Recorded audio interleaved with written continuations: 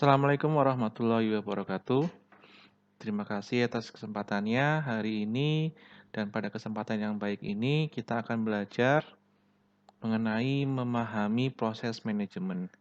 Dan chapter ini ada di buku Pengantar Bisnis karangannya Pride dan kawan-kawan.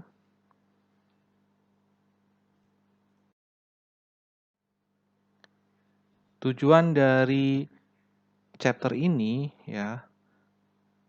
adalah kita dapat mendefinisikan apa itu manajemen. Kemudian menjelaskan 4 fungsi dasar manajemen.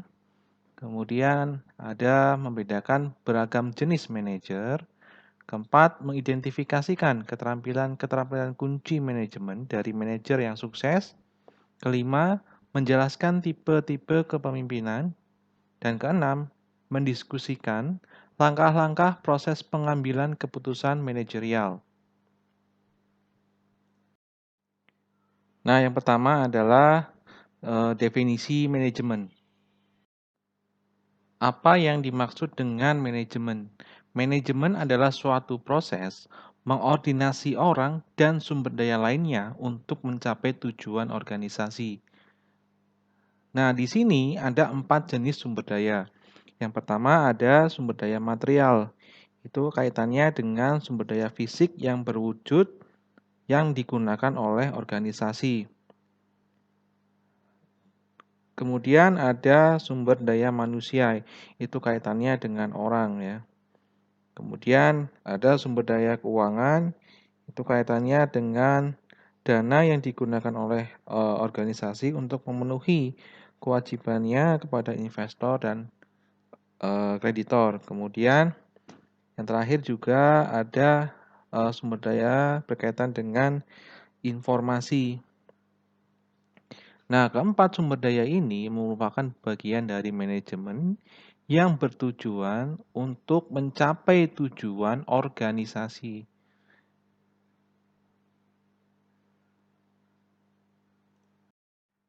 Dan yang kedua, kita belajar mengenai fungsi-fungsi dasar manajemen. Jika kita lihat di sini bahwa manajemen ini bukanlah suatu proses yang dilakukan secara step by step ya. Tapi dia merupakan suatu proses dengan lingkaran umpan balik yang mewakili sebuah aliran. Jadi planning ini merupakan fungsi pertama dari manajemen yang dikemas dalam bentuk yang paling sederhana dengan membangun tujuan organisasi dan memutuskan bagaimana mencapainya. Dan proses perencanaan itu diawali dengan mengembangkan sebuah pernyataan misi. Seperti yang kita tahu bahwa setiap organisasi itu pasti memiliki misi. Nah, sebenarnya apa itu misi? Misi itu merupakan suatu pernyataan tujuan dasar yang membuat organisasi ini berbeda dari organisasi lainnya. Nah, setelah misi organisasi itu dijelaskan, maka langkah selanjutnya apa? Langkah selanjutnya adalah terlibat dalam perencanaan strategis. Yang jadi pertanyaan di sini, apa itu perencanaan strategis? Perencanaan strategis itu merupakan suatu proses menetapkan tujuan organisasi dan mengalokasikan sumber daya untuk mencapainya. Jadi di sini kita mengalokasikan sumber daya yang ada untuk mencapai tujuan organisasi.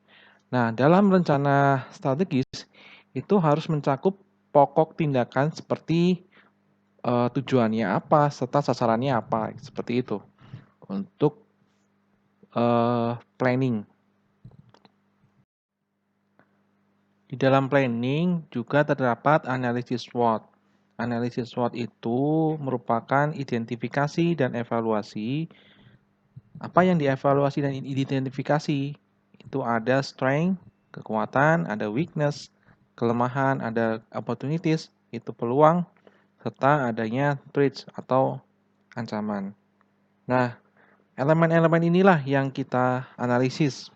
Contohnya ada strength berkaitan dengan kekuatan seperti saluran distribusi yang efisien, itu merupakan suatu kekuatan. Kemudian ada keunggulan biaya di situ. Kemudian ada pendidikan serta pengalaman dari karyawan. Kemudian bagaimana dengan weakness?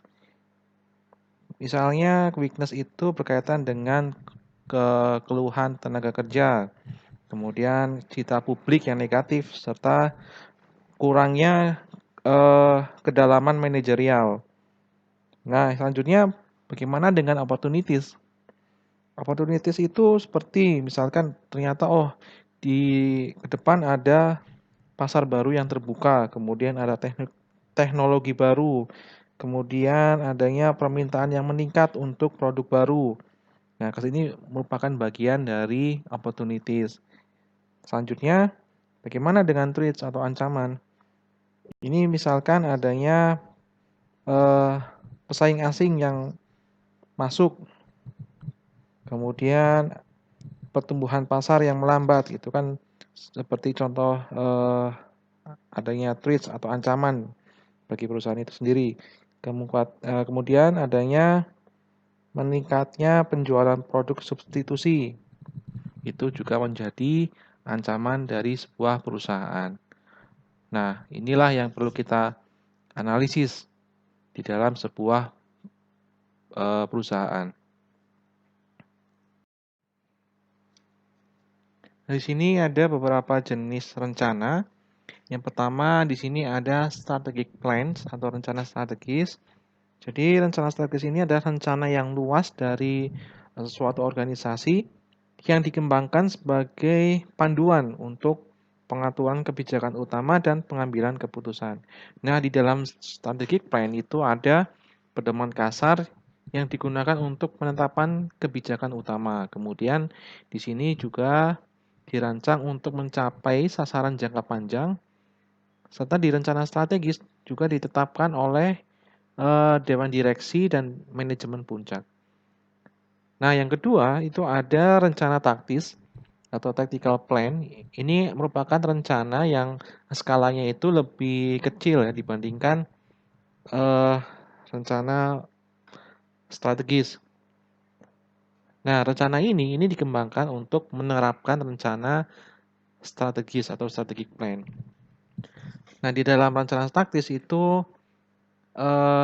dia dapat diperbaharui secara periodik dan lebih mudah untuk dirubah dibandingkan dengan rencana strategis. Nah, rencana selanjutnya itu ada contingency plan atau rencana kontingensi. Jadi di sini rencana kontingensi adalah rencana yang menguraikan program tindakan alternatif yang mungkin diambil jika rencana lain organisasi itu terganggu atau menjadi tidak efektif. Nah, di dalam contingency plan itu ada rencana yang digunakan untuk bersamaan dengan rencana strategis, taktis, serta operasional. Kemudian di rencana strategis ini juga menguraikan jalur atau alur ya tindakan alternatif jika rencana lainnya terganggu atau tidak efektif. Nah, ini di rencana kontingensi. Kemudian ada juga rencana operasional. Nah, rencana operasional ini atau operasional plan ini jenis rencana yang dirancang untuk mengimplementasikan rencana taktis.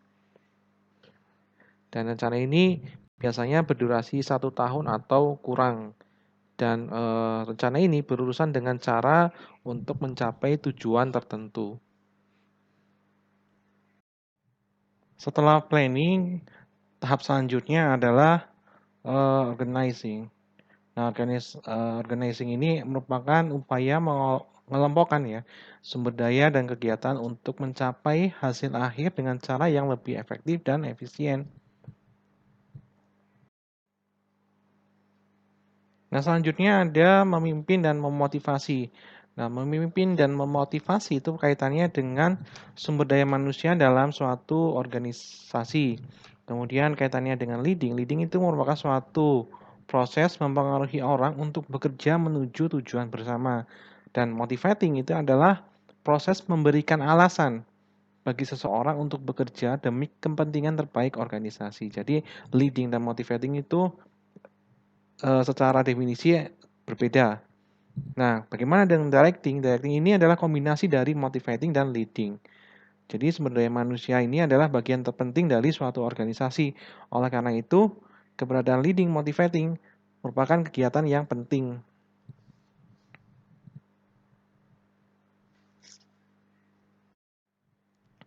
Nah, selanjutnya ada controlling. Nah, controlling ini merupakan proses untuk mengevaluasi dan mengatur kegiatan yang sedang berjalan untuk memastikan bahwa tujuan itu tercapai. Nah, kita lihat di sini, pada diagram ini terlihat langkah-langkah di dalam fungsi controlling yang diawali dengan menetapkan standar, setelah itu mengukur kinerja aktual, serta mengambil tindakan korektif. Nah, langkah-langkah ini harus diulang untuk mencapai tujuan organisasi. Jadi untuk mencapai tujuan organisasi, kita memerlukan langkah-langkah ini dari setting standar, measuring actual performance, sampai dengan taking corrective action. Nah, selanjutnya kita bahas jenis-jenis manajer. Manajer ini dapat diklasifikasikan dalam dua cara. Yang pertama menurut levelnya dalam sebuah organisasi dan menurut area manajemen. Jika kita lihat di slide ini klasifikasi manajer menurut levelnya dalam sebuah organisasi. Di sini ada top manajemen. Nah, top manajemen atau manajer puncak adalah seorang eksekutif tingkat atas yang membimbing dan mengendalikan keseluruhan nasib organisasi. Nah, di bawah top manajemen itu ada middle management atau manajer menengah. Jadi manajer yang menerapkan strategi dan kebijakan utama yang dikembangkan oleh top management. Kemudian di bawahnya middle management itu ada first line management atau manajer lini pertama. Jadi di sini di first line management itu manajer mengordinasi dan mengawasi kegiatan operasional karyawannya.